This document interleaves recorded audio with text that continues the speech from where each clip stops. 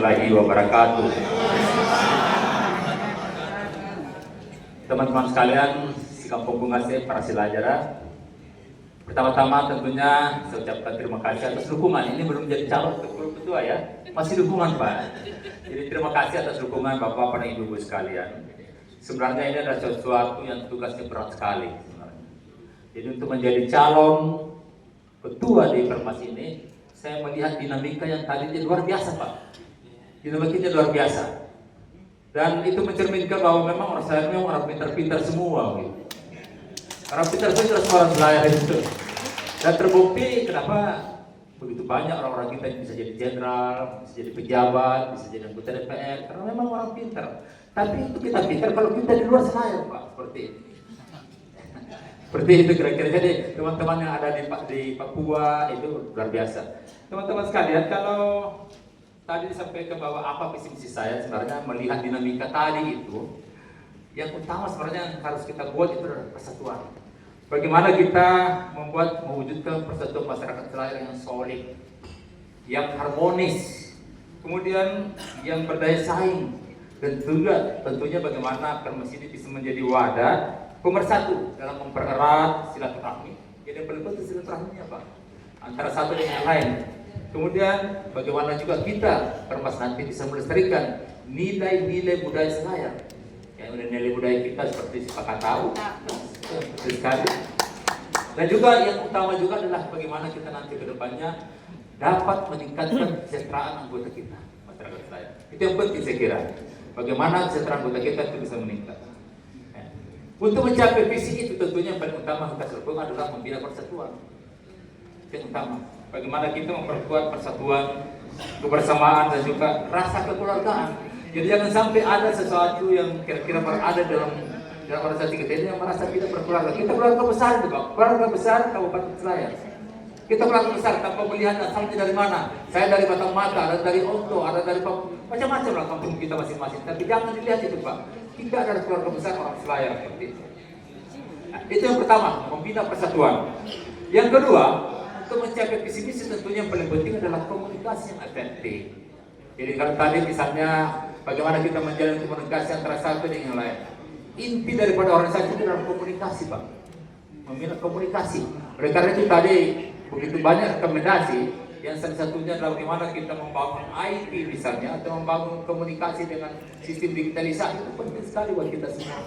Dan yang paling penting adalah bagaimana kita bisa membangun database anggota kita sehingga kita bisa mengetahui berapa sih jumlah orang Selayar yang ada di Makassar ini. Itu penting buat kita semua. Yang pertama adalah membina persatuan. Yang kedua adalah meningkatkan komunikasi yang efektif antara satu dengan yang lain. Yang ketiga tentunya yang paling utama buat kita adalah bagaimana melakukan tata kelola organisasi ini yang benar. Karena organisasi ini kalau tidak dikelola dengan benar, sesuai dengan transparansi, akuntabilitas dan sebagainya, itu bahaya Pak. Karena satu modal organisasi yang paling utama itu adalah cuma satu Pak, trust, kejujuran. Kalau kita tidak dipercaya oleh anggota untuk apa kita jadi pengurus? Oleh karena itu sedapat mungkin apapun yang ada di dalam organisasi kita itu selalu kita buat dalam bentuk musyawarah. Kita rapatkan, kita diskusikan. Sehingga dengan demikian ketua itu tidak selamanya benar. Kita tidak selalu benar Pak.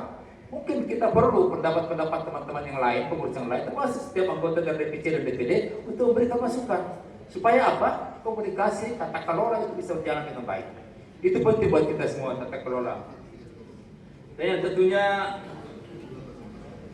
penting buat kita karena kita adalah organisasi kemasyarakatan, maka kita harus membina kerjasama dengan lintas sektoral. Semua stakeholder kita, apakah itu pemerintah misalnya, apakah itu perguruan tinggi, tidak ada dari ITSPN, itu peran akbar misalnya, kita kerjasama antara Permas, kemudian perguruan tinggi, kemudian ada juga dengan sekolah-sekolah, dengan stakeholder, dengan pemerintah itu, dengan organisasi yang lain, itu harus kita lakukan kerjasama. Jadi untuk mencapai visi misi bagaimana kita meningkatkan persatuan, maka kuncinya itu yang 5 tadi, komunikasi, membina kepercayaan persaudaraan, melakukan tata kelola yang baik, menjaga adat istiadat kita masing-masing, dan yang terakhir adalah bagaimana kolaborasi. Intinya kita itu adalah kolaborasi kerjasama. Tidak ada satu orang pun di dunia ini Tidak ada satupun organisasi di dunia ini yang kira-kira bisa maju tanpa kolaborasi. Oleh karena itu kita butuh kerjasama dan kolaborasi dengan semua stakeholder, termasuk juga semua organisasi. Apakah itu organisasi kemasyarakatan, organisasi keagamaan, dan organisasi apapun juga, kita harus kolaborasi. Saya kira itu Pak yang penting, dan terima kasih kepada saudara-saudara klasik kira-kira memberikan dukungan kepada saya masih di bakal calon. Bahkan sudah jadi calon pada saat sekarang ini. Terus terang saya itu tidak bisa berbuat apa-apa tanpa dukungan teman-teman dan bapak-bapak sekalian. Saya tentunya membutuhkan dukungan dari kakanda saya, Pak Arsad, Usman Arsad. Ya, Usman Arsad sesama dosen di Unhas kan dukungan. Saya membutuhkan dukungan dari kakanda saya, Pak Ibu Chandrana, mantan kepala SMA saya, kepala SMA 1 Makassar. Itu bukan sembarang Pak. SMA 1 tes 2 bulan itu Bu Chandrana. Dan sudah kalau bisa jadi kepala sekolah di sini, pasti orang pilihan itu. Jadi orang dua ini bukan orang sembarang Pak.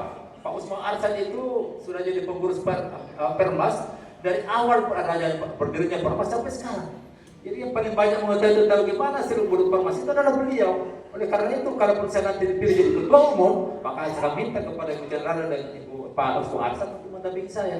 Minimal, ya, minimal kata jadi apa? Dekat kata saya dan Pak Usman Arsad untuk bagaimana menjadi ketua harian. Makanya tadi ada mengenai revisi anggaran dasar rumah tangga, satu akan saya minta Pak, bahwa saya minta nanti di dalam satu kepengurusan itu ada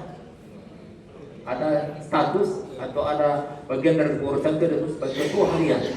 Mungkin ada ketua harian yang internal dan ada ketua harian eksternal seperti itu. Jadi saya minta kata saya dua orang ini, Ibu kepala sekolah saya dengan Kak Usman, ya kita sama-sama lah membesarkan organisasi ini. Mereka itu bukan orang lain buat saya. Bukan orang lain buat saya. Saya selalu besar mana, mulai dari SMP di Selain dan sebagainya. Dan juga tentunya saya harapkan dukungan dari teman-teman sekalian, para pengurus pimpinan daerah, pengurus DPC untuk membesarkan organisasi ini. Karena yang paling penting tadi sudah disampaikan oleh Pak Ketua yang lama Pak Dengical, DPP ini bukanlah sesuatu organisasi yang sebenarnya adalah teknikal ke bawah. DPP ini adalah berpikir dalam strategi manajemen strateginya di DPP. Bagaimana menyusun kebijakan itu di DPP, tapi eksekusinya itu bukan di DPP. Eksekusinya itu adalah pada mereka yang mempunyai anggota. Siapa punya anggota? DPC dan DPD itu yang punya anggota sebenarnya. Seperti itu. Ya, DPC dan DPP itu yang punya anggota. Oleh karena itu, kita harus melakukan empower kepada DPC dan empower kepada DPD. Seperti itu. Ya, mudah-mudahan ke depan teman-teman sekalian, para orang kesehatan Aceh, saya tidak punya kemampuan apa-apa tanpa dukungan daripada bapak-bapak dan ibu-ibu sekalian. Dan terus terang tidak berarti bahwa saya berdiri di sini sebagai calon ketua bahwa saya mempunyai kelebihan dari bapak-bapak dan ibu-ibu sekalian. Terus terang saya juga tidak ada apa-apanya Pak. Masih lebih banyak pengalamannya karena saya Pak Usman Arsad dengan Bapak Ibu Chandrana dibandingkan dengan saya sebenarnya. Masih banyak. Ya cuma kalau kita itu kolaborasi antara 3 orang ini, saya dengan Dr. Usman dengan Nabi Chandrana kolaborasi, maka itu akan jadi satu kekuatan sebenarnya. Bandingkan kalau saya sendiri yang bekerja gitu. Ya. Mantap. Ya. Jadi kolaborasi ini yang menjadi kekuatan 3 orang ini. 3 orang ini yang banyak adalah orang-orang berpengalaman, itu bisa menjadi satu kekuatan yang luar biasa. Jadi Bu Chandra, kita tolong kita sama-sama membesarkan organisasi. Terus terang Pak, waktu masih masa-masanya Pak Nasir Lihat jadi ketua umum, separah itu kegiatan saya sangat banyak. Karena saya merangkap 3 jabatan, 4 jabatan pada waktu itu. Saya sebagai Direktur Utama Rumah Sakit Wahidin, saya Ketua ID Cabang Makassar, saya Ketua Persi, Sulawesi Selatan pada waktu itu, dan ada satu jabatan yang memang banyak sekali jabatan pada saya waktu itu. Jadi saya merasa yang dulu kan kasih dulu yang lain untuk saya. Dan tahu waktu itu mungkin dulu di bawah pengetahuan kakanda saya, Makassar atau mungkin Chandra, dan panggil saya pada waktu itu. Jadi mungkin saya sekarang ini karena kebetulan sekali, karena ini juga memang saya tidak lagi menjabat sebagai pejabat pemerintah sejak Februari yang lalu. Namun demikian saya Bu Chandra masih bolak-balik Jakarta Makassar Pak, karena saya masih banyak teman-teman